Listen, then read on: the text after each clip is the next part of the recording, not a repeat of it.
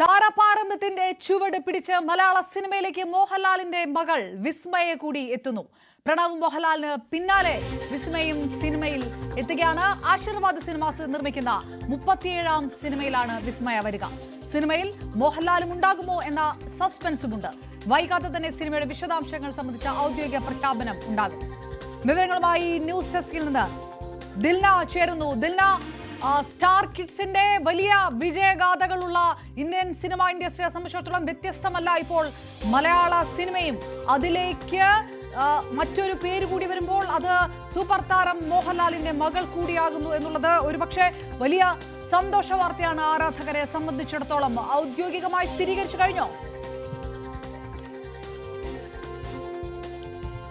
അപർണ, അതുപോലെ തന്നെ മലയാളിയെ സംബന്ധിച്ച് ഒരു സർപ്രൈസ് വാർത്ത തന്നെയാണ് കേൾക്കുന്നത്. അതായത് ഒരു അപ്രതീക്ഷിത വാർത്തയാണ്. പ്രണവിനെ സംബന്ധിച്ച് നമുക്ക് മുന്നേ അറിയായിരുന്നു. ഇപ്പോൾ പ്രണവിന് ശേഷം വിസ്മയും വെള്ളിത്തിരയിലേക്ക് വരികയാണ്. ആശീർവാദ് സിനിമാസിന്റെ 37ാമത്തെ ചിത്രത്തിലാണ് വിസ്മയ മോഹൻലാൽ നായികയായി എത്തുന്നത്. ചിത്രത്തെ സംബന്ധിച്ച് ഇന്ന് രാവിലെ തന്നെ FBയിൽ ഒരു പോസ്റ്റ് എല്ലാം വന്നിട്ടുണ്ട്. അപ്പോഴും നമ്മൾ പ്രതീക്ഷിക്കുന്നത് ദൃശ്യം 3യുടെയോ അല്ലെങ്കിൽ മറ്റെന്തെങ്കിലും തരത്തിലുള്ള വാർത്തയായിരിക്കും പുറത്ത് വരിക എന്നുള്ളതായിരുന്നു. പക്ഷേ ഇത് തീർത്തും അപ്രതീക്ഷിതമായി കടന്നു വന്ന ഒരു വാർത്തയാണ്. ഇപ്പോൾ മലയാള സിനിമയിൽ ഒരു തലമുറ കൈമാറ്റം തന്നെ വന്നിരിക്കുന്ന ഒരു കാലമാണ്. കഴിഞ്ഞ 2 ആഴ്ച മുൻപാണ് ഉർവശിയുടെയും മനോജ് KJന്റെയും മകൾ കുഞ്ഞാറ്റ മലയാള സിനിമയിലേക്ക് കാലെടുത്ത് വെക്കുന്നത്. ഇപ്പോഴിതേ മോഹൻലാലിന്റെയും സുചിത്രയുടെയും മകൾ മലയാള സിനിമയിലേക്ക് വരികയാണ്.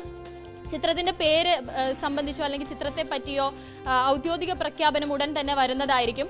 ചിത്രത്തിൽ ആശീർവാദ് സിനിമാസിന്റെ 37ാമത് ചിത്രമാണ്. അതിൽ അദ്ദേഹത്തിന്റെ മകൻ ആശിഷ് അതിലൊരു പ്രധാന കഥാപാത്രത്തെ അവതരിപ്പിക്കുമെന്നൊരു വാർത്ത വരുന്നുണ്ട്. ജൂഡ് ആന്റണിയുടെ സംവിധാനത്തിലായിരിക്കും ചിത്രം പുറത്തു വരുന്നത്. വിസ്മയെ സംബന്ധിച്ചിടത്തോളം നമുക്കറിയാം, ഈ അച്ഛൻ്റെതായിട്ടുള്ള മോഹൻലാലിൻ്റെതായിട്ടുള്ള ഈ സ്റ്റാർഡമിലൊന്നും തന്നെ നിലനിൽക്കാണ്ട് തീർത്തും വ്യത്യസ്തമായ ഒരു ജീവിതം നയിക്കുന്ന ഒരാളാണ്. ഇപ്പോൾ നിലവിൽ തായ്ലാൻഡിലെ മാർഷൽ ആർട്സിൽ ആയോധന കലയിൽ പരിശീലനം നേടുകയാണ് വിസ്മയ.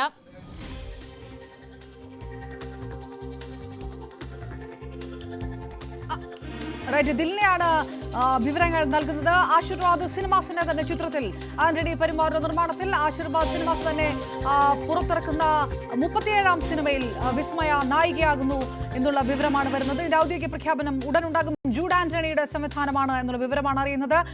നേരത്തെ ദിൽന പറഞ്ഞ പോലെ തന്നെ കഴിഞ്ഞ ദിവസമാണ് മനോജ് KJന്റെയും ഉർവശിയുടെയും മകളായിട്ടുള്ള കുഞ്ഞാറ്റ മലയാള സിനിമാ രംഗത്തേക്ക് വരികയാണെന്നുള്ള പ്രഖ്യാപനം നടത്തിയത്.